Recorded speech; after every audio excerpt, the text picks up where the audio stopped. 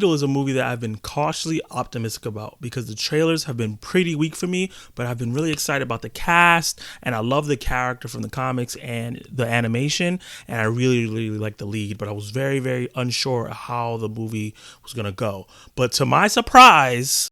Surprise, mother... Oh, okay, Jaime. I'm going to get to the good. Hold on one second. To my surprise, this movie blew my expectations out the water. But will it be good for you? Is it worth going to the theater for you?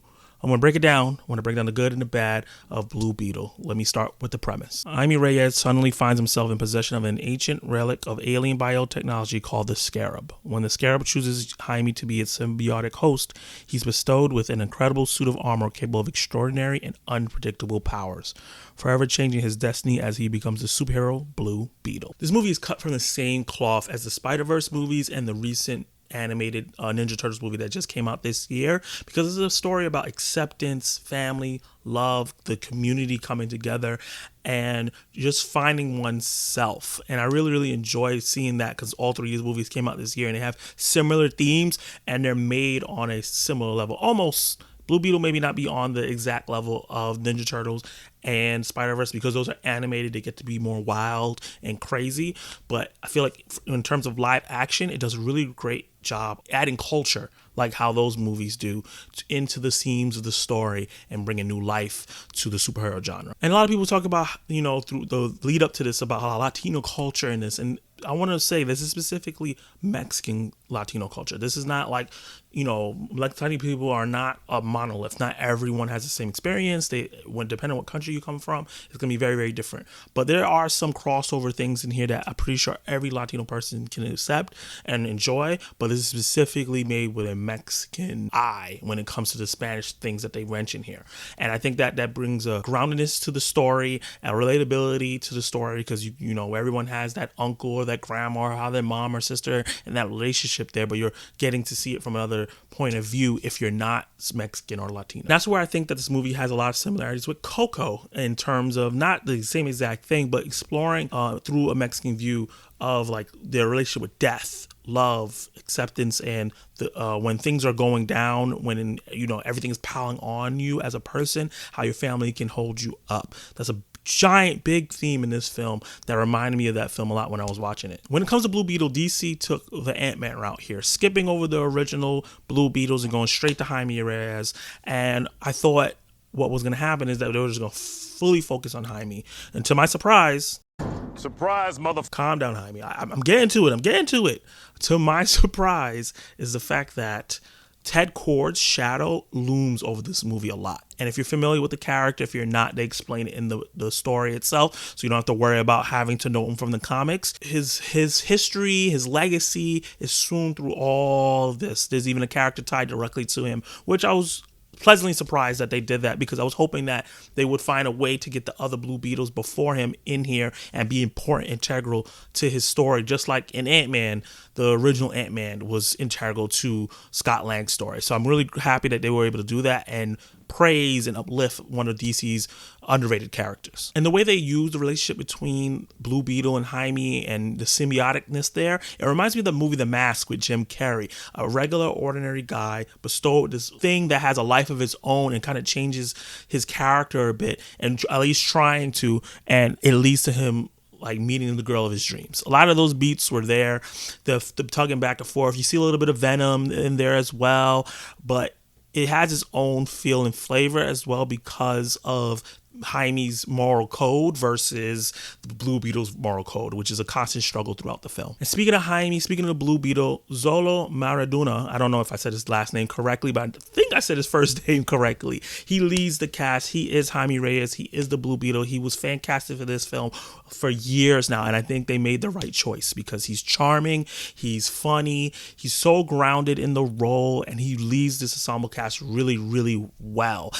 If you ever seen him in Cobra Kai, you know how great and lovable he is. He's easy to root behind. And the biggest thing is that He's basically the character from Cobra Kai Miguel just dropped into the DC universe. And usually that would annoy me because I would like to see him play a different type of character, but it works so well here. That character is Jaime Reyes from the comics, so it just made sense for him not to go off beat or try to do different things. It's not the same exact struggles though. There's different things. This is an older character than what he plays in Cobra Kai, so there will be a bit of a difference. It works so well that I didn't mind it at all. And George Lopez, has been a lot of talk about him being in a superhero movie, but he did a fantastic job. He almost stole the whole show. He was so funny throughout the film. He was that wacky uncle that believes in conspiracies, like 17 of them, that everyone has in their family, and he rather tinkers with stuff instead of getting a job. But when you need him the most, he's there for you. And that's what was great about his character. He just wasn't the comic relief. He also was there for emotional support. And he was there throughout a lot of the film. The family, and when let's speak about the rest of the family, were integral to the plot, to Jaime's support system, and how the story plays out. If you take them out, this movie is not the same. And it all played different parts. His dad, his mom, his sister, and especially his grandma, who might be the best grandma I've seen in a movie in my life, are all integral parts to the plot and add to the humor and also a lot of the culture aspects that I was talking about. They uplift it in a way that's really special. Susan Sarandon is the main villain here, and while I don't think she does like a fantastic genre-changing performance here, she does just enough to make this character hateable to the utmost. I wanted her to get taken out so many times because how nonchalant and how so after the fact, all the things that she was doing, how terrible they were, and she just had no understanding of it or just did not care. She treated people like they were disposable and you just replace them with another one. And it was like a hint of, I'm not gonna lie, a hint of racism in there, which was perfectly the story that they were telling. So I thought that she did a great job overall, and the writing specifically on how they position a character was great overall. The VFX was not 90% of the movie was fantastic. I'm so happy that they decided to go with a practical suit that they can enhance in VFX. It looks so good. A lot of times in superhero movies now, they do what they've been doing in the MCU, where it's like nanobot technology and stuff like that, and the suits don't look as good. They look rubbery. And here it feels like it's physically there, and it looks awesome. The set pics and the trailers do not do it justice when it's in motion and on the big screen. It's very cinematic, it's very fun to look at, and it looks very cool. I could see kids wanting a Blue Beetle suit because of how cool it is. And let's just jump into the Blue Beetle itself. Powers set that's there. It's not super defined what he can and cannot do. Multiple times she says, whatever you can imagine I can do, and it felt like that, which is kind of an easy plot device to get a character out of anything. But it was still really cool what it could do. Like, it could change and morph and do different things, and depending on what weapon he wanted to use. And what was great with that is because they made a lot of video game references, because Blue Beetle became big once he was in the Injustice video games. And I could see they took a lot of the combos and attacks and the things from the game and added it here and made the action great. That is one of the biggest surprises. Surprise, motherfucker. Calm down, Jaime. I'm praising your film. That is one of the biggest surprises that came out of this film for me. The fact that action was so good, especially in the second and third act action. Once those acts started and they were doing the action sequences and how it was tied to the story and how brutal and fun it was, that I was really locked in. I was so happy because I was already in when it came to the characters and the relationships and kind of a little bit of body horror they had with the Scarab attaching to Jaime, but the action was really what up the movie to a level where it can compete with other superhero films. And to top all of this goodness off is that the score is really good. A mixture of Latina Mexican music with some techno music. So like obviously when they're in their neighborhood, when they're just regular, they're playing music from their country and artists from their country, and there's a lot of that in the film, and it's fun, it's bopping, you want to dance. And then they have some techno vibes in there when it comes to the stuff with Ted Cord or the Blue Beetle or the other technological stuff that's going here. It's some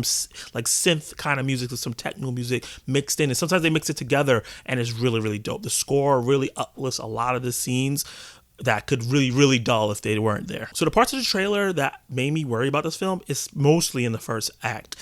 It made me feel like it was a film for TV. In that first act, I got really worried and really scared when the movie started out. It felt a bit rushed. It felt a little hectic. It felt like it had no focus. It felt like it was jumping from plot point to plot point a lot, and it felt like it was kind of rushing, which was part of the problem.